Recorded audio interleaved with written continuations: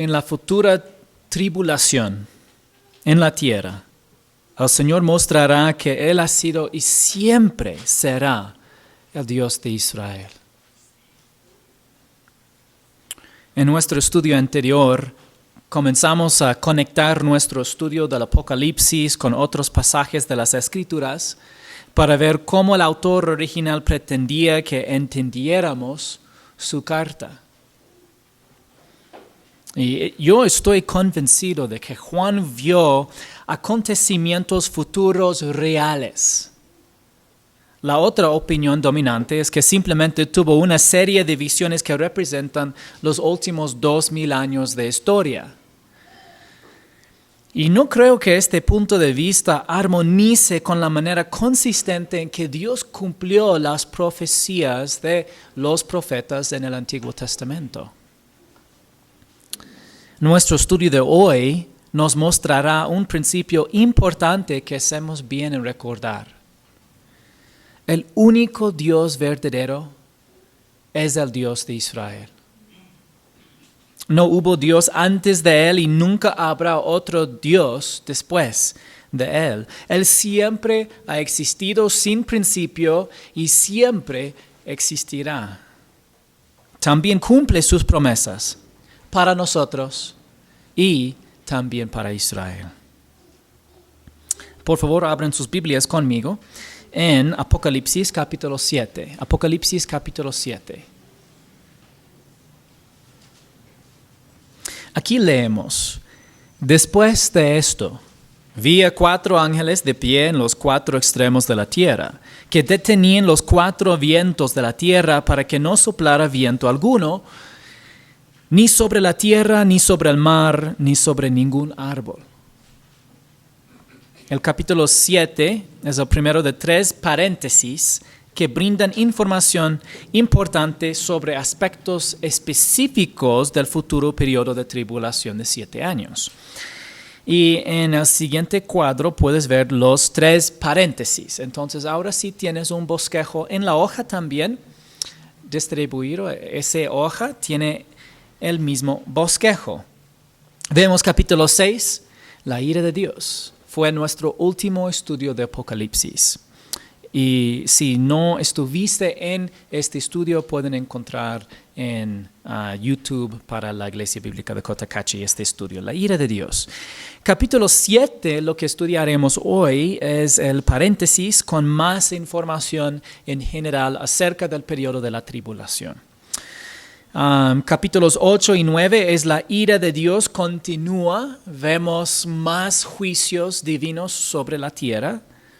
Capítulos 10 al 14, un paréntesis con más información acerca del periodo de tribulación, específicamente con algunos personajes específicos y también un poco un panorama de la historia de la guerra angelical.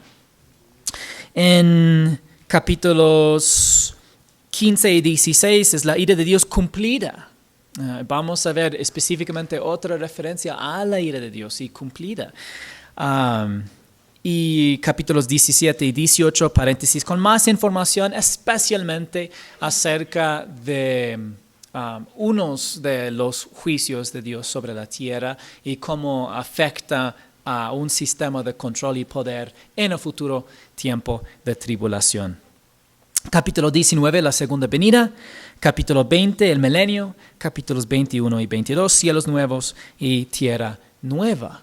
Entonces vemos un diseño que uno puede seguir en el libro de Apocalipsis, a pesar que mucha gente siente que no puede entender el libro.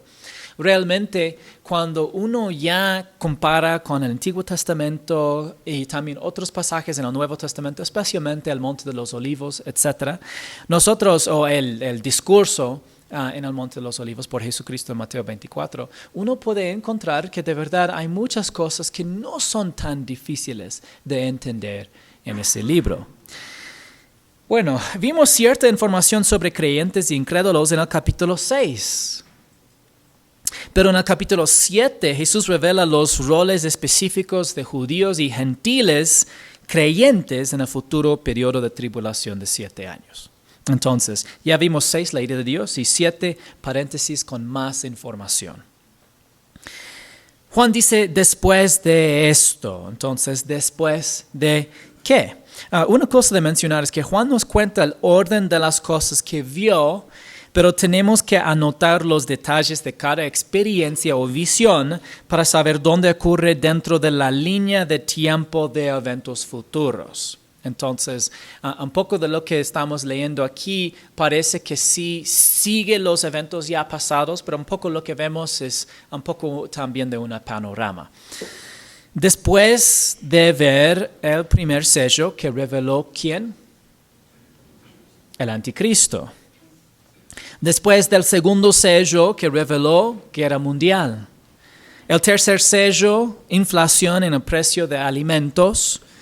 Y el cuarto sello reveló una impactante tasa de mortalidad causada por la guerra, hambre y enfermedades y los ataques de animales salvajes. Con el quinto sello vio a los creyentes mártires, a nuevos creyentes del tiempo de tribulación, ya mártires por su fe en el cielo. Mencionamos antes que no hay suficientes marcadores cronológicos para saber si estos sellos ocupan la mitad de la tribulación o solamente un cuarto de la tribulación. Pero al menos sabemos que llegando hasta la mitad de la tribulación, un cuarto de la tierra va a fallecer.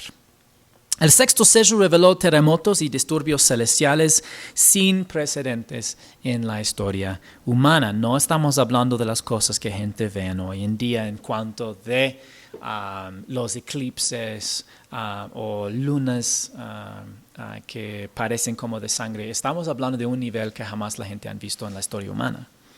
Pero entonces, después de ver estos 6 sellos de capítulo 6 de Apocalipsis, capítulo 7, después de esto vi a 4 ángeles de pie en los 4 extremos de la tierra que detenían los 4 vientos de la tierra. Entonces Juan vio 4 ángeles que impedían que el viento soplara sobre la tierra. Bueno, en otros contextos, por ejemplo, en Ezequiel, vientos muchas veces hace referencia a algún juicio divino que es por venir sobre una nación. Y en este caso estamos hablando de un juicio divino sobre la tierra, específicamente tierra, mar y árboles. Versículo 2. También vi a otro ángel que subía de donde sale el sol y que tenía el sello del Dios vivo. Y gritó a gran voz a los 4 ángeles a quienes se les había concedido hacer daño a la tierra y al mar: no hagan daño, ni a la tierra, ni al mar, ni a los árboles, hasta que hayamos puesto un sello en el frente a los siervos de nuestro Dios. Entonces un ángel poderoso les dijo a los 4 ángeles que no dañaran la tierra hasta que los siervos de Dios fueran sellados.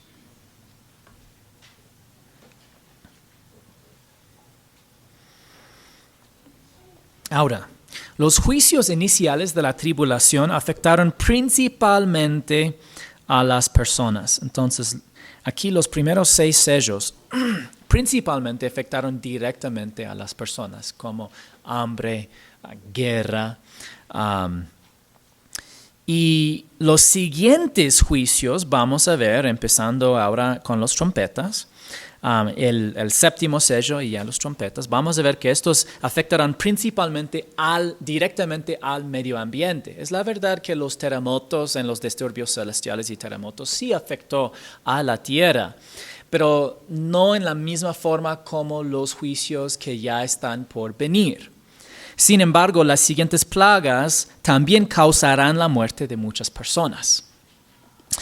¿Qué hace el sello de Dios? Bueno, en el contexto, el sello de Dios brindará protección contra los siguientes juicios, porque dice, no vamos allá a desatar estos siguientes juicios que directamente y principalmente afectarán al medio ambiente, aunque esto también causará más muerte de personas, pero antes de estos juicios tenemos que sellar a algunas personas. Entonces este es un sello específicamente en el contexto de protección.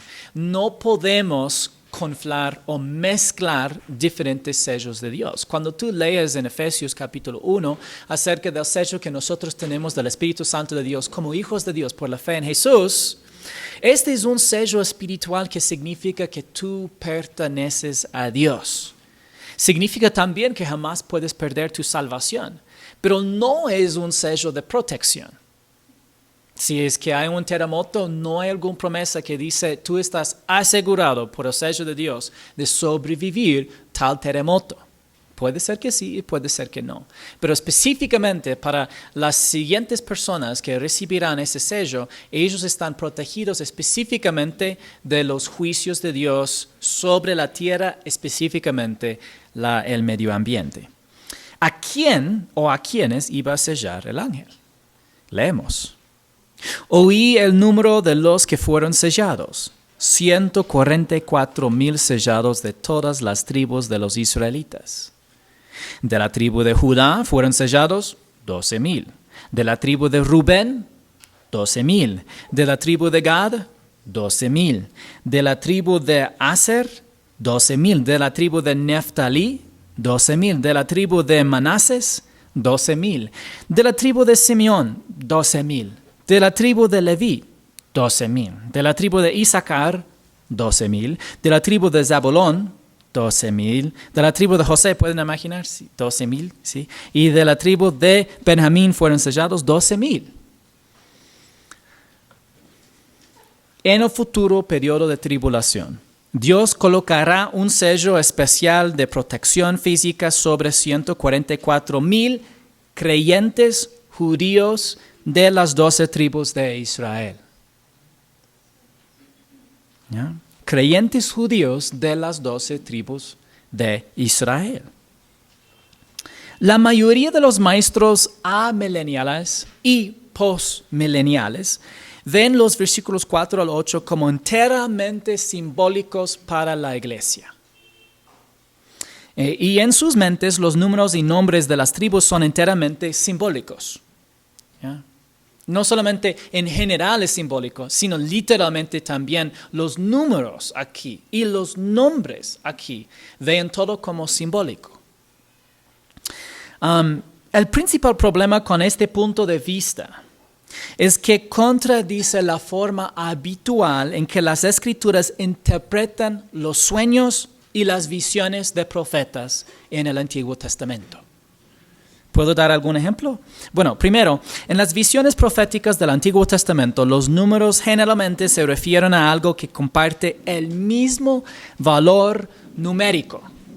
Al mismo valor numérico.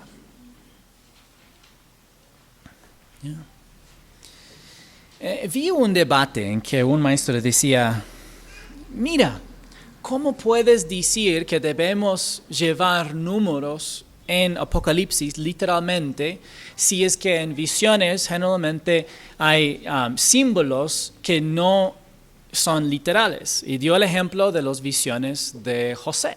¿Ya? Y en las visiones de José tenías específicamente a esas vacas flacas que ya comieron a las gordas, ¿ya? Pero lo que él dijo era completamente al revés, porque el cantidad o número era igual al número de años. El valor numérico no cambió, es decir, que los números sí tienen una significancia del mismo valor numérico.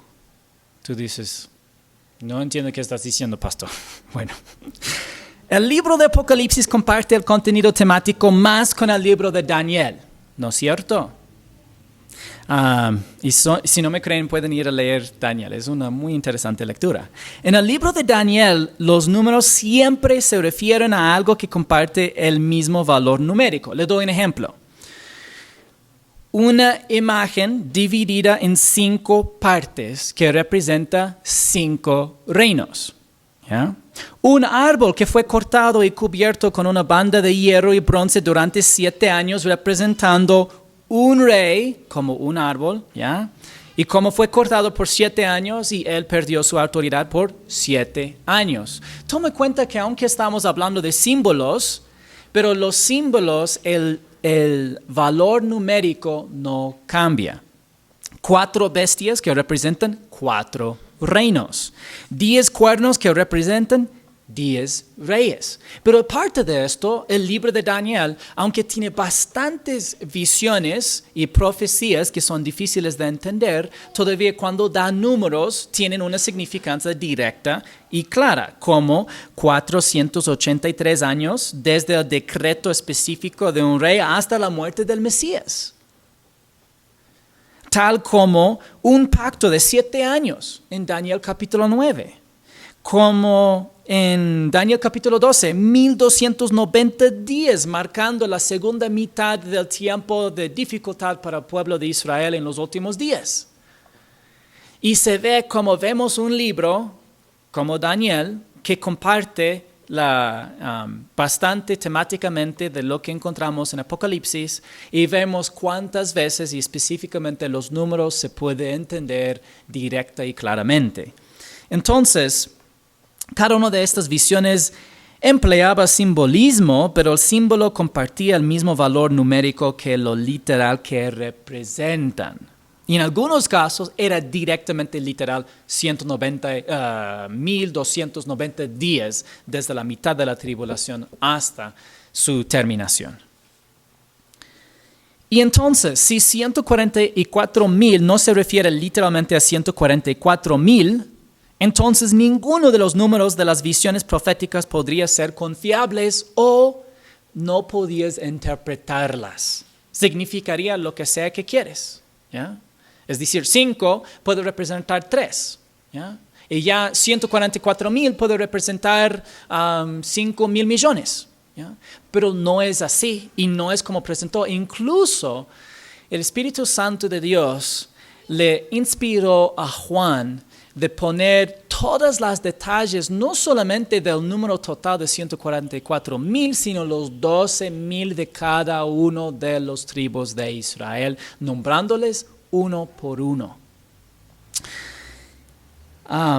Entonces nos da mucha más razón, toda la razón de entender esto literalmente, de que habrán 144,000 hombres judíos, creyentes, nuevos creyentes en el tiempo de la tribulación en el futuro, que serán sellados por Dios y protegidos en anticipación de las siguientes plagas que van a causar bastante destrucción, específicamente ambiental, con el resultado de la muerte de muchas más personas.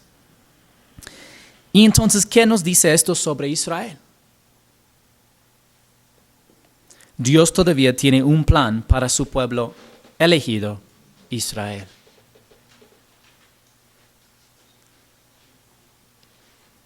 Dios prometió al profeta judío Jeremías, recuerde que todo libro de la Biblia fue escrito por judíos.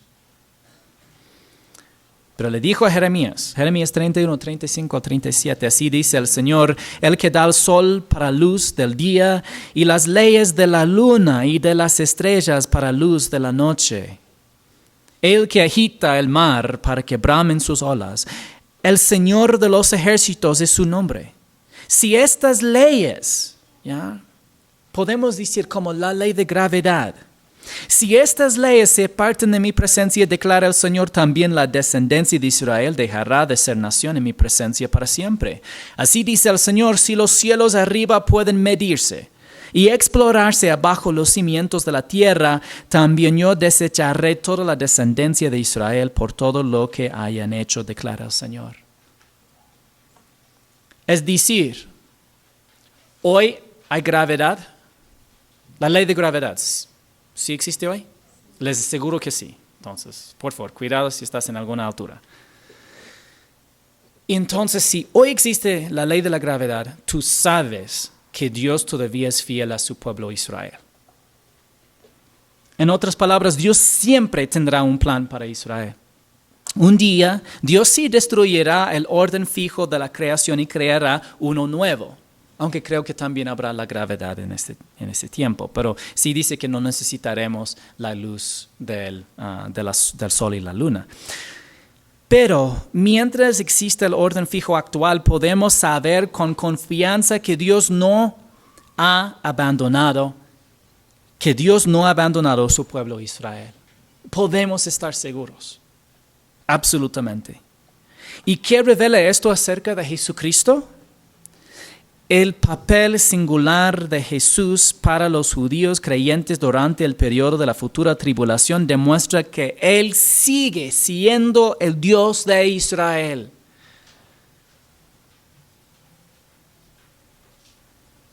En la Nueva Biblia de las Américas, el único Dios verdadero se identifica 202 veces como el Dios de Israel, entre comillas, solamente entre comillas. Es decir, que no sé el número o cuántas veces Dios se identifica como el Dios de Israel con otras frases. Pero entre comillas, el Dios de Israel aparece 202 veces. Es decir, muchas más veces se identifica como el Dios de Israel. El creador del universo se identifica como alguien que tiene una relación única con el pueblo étnico y nacional de Israel. ¿Cuándo fue la primera vez que al Señor se le llamó Dios de Israel? Leemos en Éxodo 4, 29 al 5:1. Entonces fueron Moisés y Aarón y reunieron a todos los ancianos de Israel. Aarón les habló todas las palabras que Dios había hablado a Moisés. Este hizo entonces las señales en presencia del pueblo. El pueblo creyó y al oír que el Señor había visitado a los israelitas y había visto su aflicción, se postraron y adoraron. Después Moisés y Aarón fueron y dijeron a Faraón: así dice el Señor, Dios de Israel: deja ir a mi pueblo para que me celebre una fiesta en el desierto. Al Señor Dios se le llamó por primera vez el Dios de Israel cuando nació la nación. El pueblo judío comenzó con Abraham, pero la nación de Israel nació en el Éxodo. Nació en el Éxodo. Deuteronomio 7, 6 y 8 dice: porque tú eres pueblo santo para el Señor tu Dios. El Señor tu Dios te ha escogido para ser pueblo suyo de entre todos los pueblos que están sobre la superficie de la tierra. Así dijo Dios. El Señor no puso su amor en ustedes ni los escogió por ser ustedes más numerosos que otro pueblo, pues eran el más pequeño de todos los pueblos, mas porque el Señor los amó y guardó el juramento que hizo a sus padres, el Señor los sacó con mano fuerte y los redimió de casa de servidumbre de la mano de Faraón, rey de Egipto. Según Moisés, el Señor no eligió o escogió a la nación de Israel como pueblo especial para sí como resultado de sus méritos. No era porque lo merecían. Eligió a la nación de Israel como expresión de su gracia, que es un favor inmerecido. Y debido a que su elección nacional fue por gracia, su llamado es irrevocable.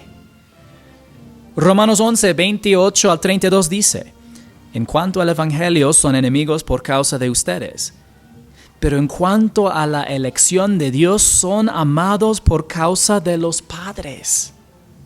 Hablando de los patriarcas, porque los dones y el llamamiento de Dios son irrevocables. Pues así como ustedes en otro tiempo fueron desobedientes a Dios, pero ahora se les ha mostrado misericordia por razón de la desobediencia de ellos, los judíos, así también ahora estos han sido desobedientes para que por la misericordia mostrada a ustedes, también a ellos ahora les sea mostrada misericordia. Porque Dios ha encerrado a todos en desobediencia para mostrar misericordia a todos. Tú dices, ¿qué? Lo que dijo es es que vemos que no hay ningún pueblo en la tierra que merece la misericordia y gracia de Dios. Y Dios ocupó a Israel de una forma especial, ahora está ocupando a los gentiles de una forma especial y volverá a ocupar también a Israel de una forma especial. Pero jamás lo había dejado. El pueblo de Israel todavía es su pueblo escogido. Dios tendrá misericordia de la nación de Israel y la restaurará. Ya ha cumplido su promesa de devolver a Israel a su tierra, literalmente. Y durante la tribulación muchos de los judíos se volverán a Jesús, pero con fe. Además, en cada generación ha existido un remanente de judíos creyentes, como dice en Romanos 11:1. Digo entonces, ¿acaso ha desechado Dios a su pueblo? De ningún modo. Porque yo también soy israelita, descendiente de Abraham, de la tribu de Benjamín. No todos los creyentes son Israel espiritual.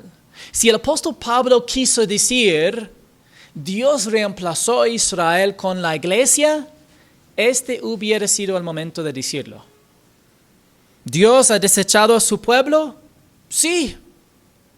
Como ellos fallaron, rechazaron al Mesías, entonces desechados. Ahora solamente un pueblo espiritual y cada uno de todos los de la iglesia que creen en Jesucristo son Israel espiritual. No lo dijo.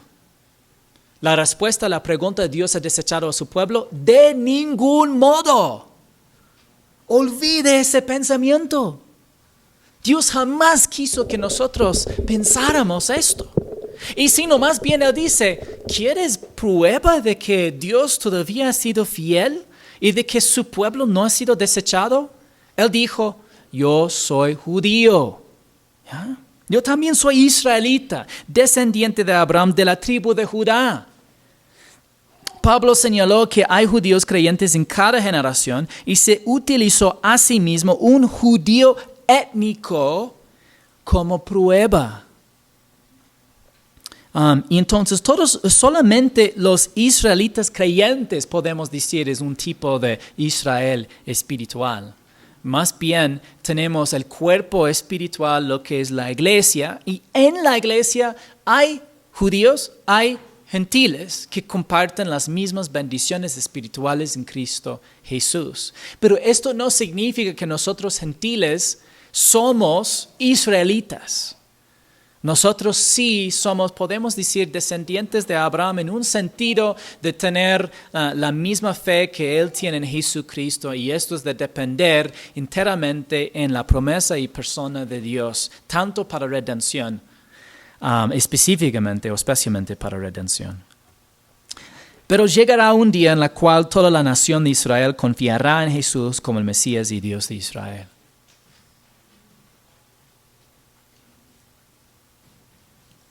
Romanos 11, 25 y 27 dice, porque no quiero, hermanos, que ignoren este misterio, para que no sean sabios en su propia opinión, que a Israel le ha acontecido un endurecimiento parcial hasta que haya entrado la plenitud de los gentiles.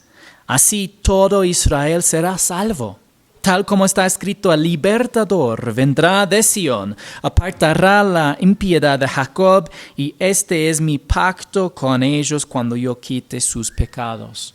A lo largo de nuestro estudio del Apocalipsis veremos referencias más distintas a Israel a nivel nacional y geográfico. Dios no ha rechazado a su pueblo. Hay judíos creyentes en cada generación y finalmente Jesucristo rescatará a la nación de Israel, que lo aceptará como su Mesías al final de la tribulación en la tierra. Y vamos a llegar a un punto en que todos los judíos sobrevivientes después de la tribulación y sus juicios serán solamente creyentes. Bueno, aprenderemos más sobre los 144,000 más adelante en Apocalipsis. Por ahora vemos que Dios tiene un papel especial para los nuevos creyentes judíos, 12,000 de cada una de las 12 tribus de Israel. Al comienzo de la tribulación, estos hombres serán incrédulos, pero dentro de la primera mitad de la tribulación se convertirán en creyentes y recibirán un sello de protección de los juicios restantes de la tribulación. ¿Y por qué esto importa? Bueno, es una cuestión de integridad divina. Si Dios pudo revocar sus promesas a Israel, también podría revocar las que nos hizo a nosotros. Pero Dios es inmutable, lo que significa que no cambia. Y como resultado, su carácter y sus promesas también son inmutables. No cambian y podemos confiar en ellos.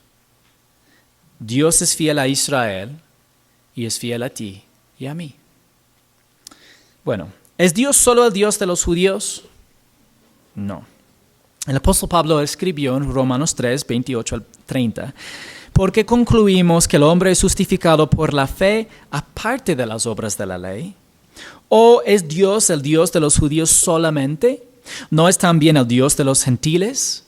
Sí, también de los gentiles. Porque en verdad Dios es uno, el cual justificará en virtud de la fe a los circuncisos y por medio de la fe a los incircuncisos. Por derecho, Dios es el Dios de todas las personas porque es el creador del universo. Pero solo se convierte en tu Dios personalmente cuando pones tu fe en Jesucristo. En ese momento, declara a las personas justos atribuyéndoles su propia justicia perfecta cuando ponen su fe en Jesucristo. ¿Y cómo vemos que esto se desarrolla en el libro de Apocalipsis? En versículos 9 al 10 leemos: Después de esto miré y vi una gran multitud que nadie podía contar de todas las naciones, tribus, pueblos y lenguas, de pie delante del trono y delante del Cordero, vestidos con vestiduras blancas y con palmas en las manos. Clamaban a gran voz: la salvación pertenece a nuestro Dios que está sentado en el trono y al Cordero.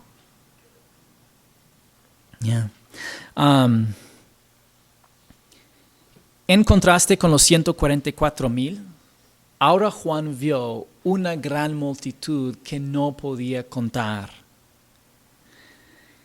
En los capítulos 4 y 5 de Apocalipsis, ¿dónde estaba el trono de Dios? Aquí vemos el trono. ¿Dónde estaba el trono de Dios? No les escucho, soy medio sordo. En Apocalipsis capítulos 4 y 5, ¿dónde estuvo el trono de Dios? ¿Dónde? En el cielo, sí, en el cielo. Ya. Entonces, aquí, ¿dónde está el trono de Dios? En el cielo. Entonces, ¿dónde está la gran multitud? En el cielo. Wow. Entonces, y eso es importante. Se desarrolla las revelaciones a base de lo que uno ya ha leído. Entonces, si el trono ya estuvo en el cielo en capítulos 4 y 5, no hay una razón de pensar en capítulo 7 que de pronto está en otro lado. Y esto nos ayuda. Porque el libro de Apocalipsis es la revelación de Dios, no es su ocultamiento. Él no está escondiendo información, está revelando información. Él quiere que entendamos estas cosas y por eso las escribió de una manera que sea comprensible. Hay una gran multitud que durante la tribulación llegarán de estar en el cielo, delante de Jesucristo. ¿Qué clamaba la gran multitud? A gran voz: la salvación pertenece a nuestro Dios que está sentado en el trono y el Cordero. La salvación pertenece al Padre y al Hijo. No somos ni el origen, ni los agentes, ni los proveedores de la salvación. No podemos salvarnos a nosotros mismos ni a nadie más. Aquí dice: todos los ángeles estaban de pie alrededor del trono y alrededor de los ancianos y de los 4 seres vivientes. Estos cayeron sobre sus rostros delante del trono y adoraron a Dios, diciendo: Amén. la bendición, la gloria, la sabiduría, la acción de gracias, el honor, el poder y la fortaleza sean a nuestro Dios por los siglos de los siglos. Amén. Cada vez que evaluamos la actividad en el cielo, encontramos que el cielo alaba constantemente a Dios. Uno de los ancianos habló diciéndome, estos que están vestidos de vestiduras blancas, ¿quiénes son? ¿Y de dónde han venido? Y le respondí, Señor mío, usted lo sabe. Y él me dijo, estos son los que vienen de la gran tribulación y han lavado sus vestiduras y las han emblanquecido en la sangre del Cordero. Bueno, una cosa, aquí mencioné la gran tribulación. ¿Qué es la gran tribulación? Bueno, generalmente la gran tribulación se refiere a la segunda mitad del futuro periodo de tribulación de 7 años. Específicamente a la segunda mitad. El Señor Jesús se refirió a esto de esta manera. Porque habrá entonces una gran tribulación, tal como no ha acontecido desde el principio del mundo hasta ahora, ni acontecerá jamás. Y justo en este punto de Mateo 24 estamos hablando de la segunda mitad de la tribulación, después de la abominación de desolación en el templo. La gran multitud representa a todos los nuevos creyentes del periodo de la tribulación que morirán por su fe, especialmente durante los últimos 3 años y medio. Especialmente durante los 3 años y medio. Entonces, esto es la razón que vemos un proceso cronológico, especialmente con los 144,000 sellados después de las primeras plagas o juicios de Dios sobre la tierra, sellados antes de que llegaran más juicios que van a afectar al ambiente. Pero aquí tal vez está haciendo una referencia en general de todos los creyentes que van a morir por su fe, porque específicamente menciona la gran tribulación y nuestra única referencia a gran tribulación es la segunda mitad, según Mateo 24. Entonces aquí vemos la segunda mitad, gran tribulación. Entonces posiblemente esta gran multitud está hablando de en general todos los creyentes que van a morir durante toda la tribulación. Pero durante la segunda mitad de la tribulación, los cristianos sufrirán una persecución peor que nunca en la historia humana. Y la mayoría de ellos morirán por su fe. ¿Y qué significan sus vestiduras blancas? Aquí leemos. Y han lavado sus vestiduras y las han emblanquecido en la sangre del Cordero. Entonces la gran multitud recibirá el perdón de los pecados y la justificación por la fe en Jesucristo, confiando en su muerte en la cruz por sus pecados y su resurrección. Por nuestros propios méritos, la Escritura dice que ninguno de nosotros es justo. Dice en Romanos 3:10, como está escrito, quiero que lean conmigo. No hay justo ni aun uno. No hay. Nadie cumple la norma perfecta de conducta correcta de Dios. Salomón escribió en Eclesiastes 7:20, y quiero que otra vez lean conmigo. Ciertamente no hay hombre justo en la tierra que haga el bien y nunca peque. A diferencia de Dios, que es infinitamente santo, perfecto y justo, no hay ningún ser humano que siempre haga el bien y nunca peque. Todos nosotros somos culpables ante Dios como transgresores de la ley de Dios, escrita en nuestros corazones y en la ley de Israel. Y como resultado, la ley nunca podrá justificarnos ante Dios. Más bien, la ley nos condena. Leemos Romanos 3, 19 al 20. Ahora bien, sabemos por cuánto dice la ley. Lo dice a los que están bajo la ley, para que toda boca se calle y todo el mundo sea hecho responsable ante Dios. Porque por las obras de la ley ningún ser humano será justificado delante de él, pues por medio de la ley viene el conocimiento del pecado. Es decir, mediante la ley de Dios sabemos nuestra pecaminosidad. No nos justifica. Eso significa que la mancha del pecado no puede ser quitada de nosotros mediante nuestra propia justicia. En la historia humana, ¿cuántas personas han intentado? Lamentablemente, la mayoría de la humanidad ha intentado salvarse por sus propias buenas obras y méritos. Es la razón que ni la religión, ni sus propias ideas, ni de intentar guardar los 10 mandamientos, ni apariencias externas, ni buenas obras en general pueden salvarse. Peor si ni te importa Dios. Pero estos esfuerzos que nosotros comúnmente hacemos para intentar merecer la salvación de Dios o para alcanzar la justicia de Dios, siempre cae falta.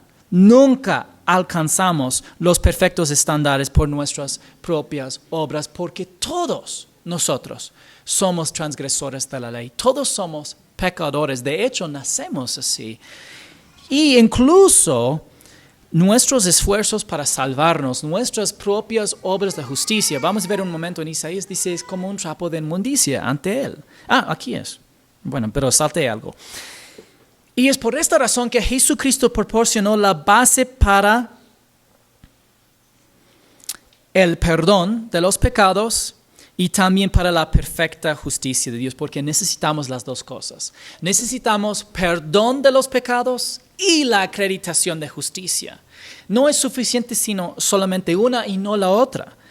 Jesucristo proporcionó la base para ambos a través de su sangre que habla de su muerte sustitutiva en la cruz. Siendo Él mismo perfectamente santo y justo, murió como sacrificio perfecto por nuestros pecados. Él cargó con todo el peso de nuestro pecado y vergüenza en la cruz, muriendo como nuestro sustituto. Él clamó, consumado es, que significa pagado por completo, porque lo pagó todo. Y como resultado, no queda nada que pagar. No podemos ganarnos nuestra entrada al cielo. La gran multitud tampoco llegará al cielo por su propio mérito. Más bien serán lavados en la sangre del Cordero, lo que significa que pondrán su fe en Jesucristo como el Dios de Israel, el Mesías y Salvador que dio su vida por ellos en la cruz. Es decir, ya se aplicará la sangre o la muerte de Jesús a la cuenta de ellos para que ellos sean perdonados ante Dios y también reciban su perfecta justicia. Esa gran multitud creerán a Jesús, que Él dijo consumado es. Y cuando pongan su fe en Él, Él perdonará todos sus pecados pasados, presentes y futuros, porque murió por ellos sus pecados pasados, presentes y futuros. Y les dará vida eterna, que significa una vida sin fin con Dios. Y el Padre les acreditará su perfecta justicia. No podemos alcanzar esta justicia a través de nuestras propias buenas obras. Isaías 64:6 dice, todos nosotros somos como el inmundo. Y como trapo de inmundicia todas nuestras obras justas. Todos nos marchitamos como una hoja y nuestras iniquidades como el viento nos arrastra. Entonces, ¿cómo recibimos esta justicia? El apóstol Pablo escribió esto en Romanos 4:20 al 25. Sin embargo, respecto a la promesa de Dios, Abraham no titubeó con incredulidad, sino que se fortaleció en fe, dando gloria a Dios, estando plenamente convencido de que lo que Dios había prometido, poderoso era también para cumplirlo. Tal como la gran multitud que ellos dirán, la salvación pertenece a nuestro Dios. Vemos que Abraham también confiaba plenamente en que Dios pudo hacer lo que Dios había prometido. por lo cual también su fe le fue contada por justicia. Y no solo por él fue escrito que le fue contada, sino también por nosotros, a quienes será contada, como los que creen en aquel que levantó de los muertos a Jesús nuestro Señor, y fue entregado por causa de nuestras transgresiones y resucitado para nuestra justificación. Abraham creyó en la promesa de Dios y le fue contada por justicia. Asimismo, cuando ponemos nuestra fe en Jesucristo, tiene lugar la segunda mitad del gran intercambio. Y lo siento, anoche no pude encontrar el gráfico que demuestra el gran intercambio. Pero en la primera mitad del gran intercambio, Jesús tomó sobre sí nuestros pecados. En la segunda mitad del gran intercambio, cuando nosotros ponemos nuestra fe en Jesucristo, Él da a nosotros y nosotros recibimos su perfecta justicia. Dios no nos salva porque seamos justos. Él nos salva porque Jesús es justo y hemos puesto nuestra fe solo en Él.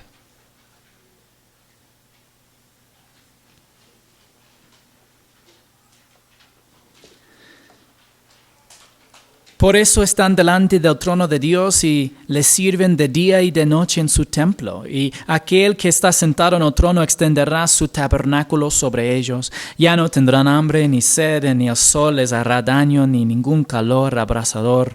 Pues el Cordero que está en medio del trono los pastoreará y los guiará a manantiales de aguas de vida. Y Dios enjugará toda lágrima de sus ojos.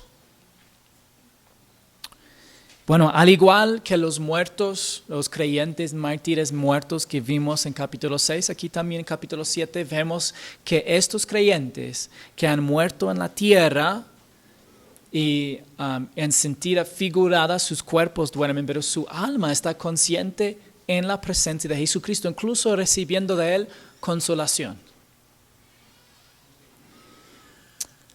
¿Son estos creyentes mártires parte de la iglesia? Probablemente no. Y desde el capítulo 4 de Apocalipsis hasta el capítulo 21 de Apocalipsis, ¿puedes adivinar cuántas veces aparece la palabra iglesia? 0. Entonces, comparando las escrituras y leyendo cuidadosamente el libro de Apocalipsis, tenemos buenas razones para creer que la iglesia será arrebatada antes del comienzo de la tribulación. Será arrebatada antes del comienzo de la tribulación, lo que explicaría por qué pasajes como Apocalipsis capítulo 7 no mencione a la iglesia. O si no, fuera muy raro que mencione iglesia, iglesia, iglesia, iglesia, iglesia en capítulos 1, 2 y 3 especialmente. En estos capítulos menciona la iglesia muchas veces y de pronto desaparece del libro y no aparece hasta el final. No es la única razón que podemos tener esa creencia en el arrebatamiento antes de la tribulación, pero es una razón entre muchas.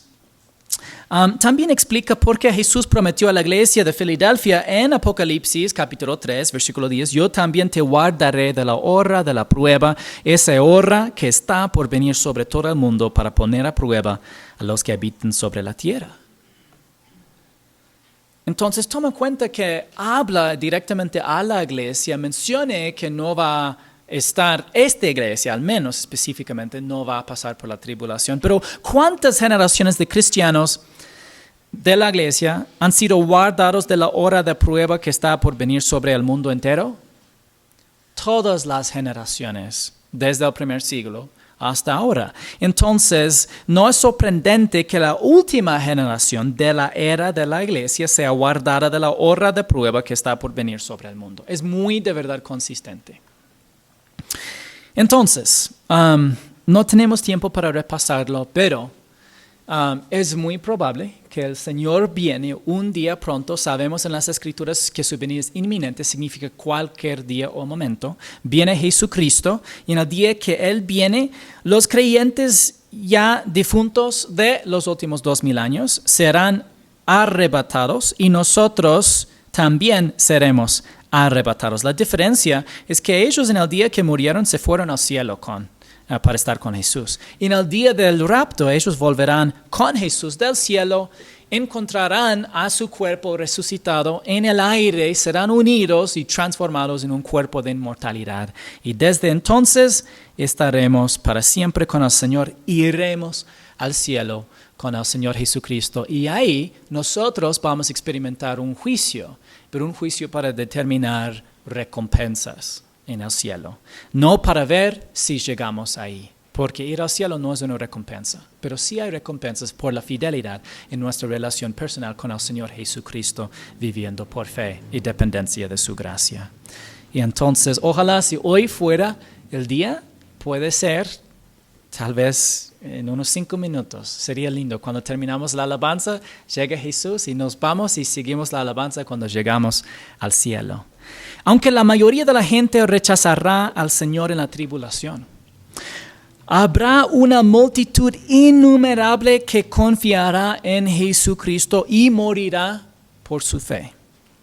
Dios también pondrá un sello de protección sobre un grupo especial de nuevos creyentes judíos de los 12 tribus de Israel que tendrán un testimonio único en la tierra. Espero que usted esté tan impresionado como yo por la fidelidad del Señor. Espero que estés asombrado por su soberanía y omnisciencia. Así como Dios declaró que Israel regresaría a su tierra ancestral, y así ha sido. También ha dicho que tendrán un papel único que desempeñar en la futura tribulación, y les aseguro que así será. Si te sientes solo, recuerda que hay miles que no han doblado la rodilla ante Baal. Y siempre habrá creyentes fieles que defenderán su fe, incluso si les cuesta la vida.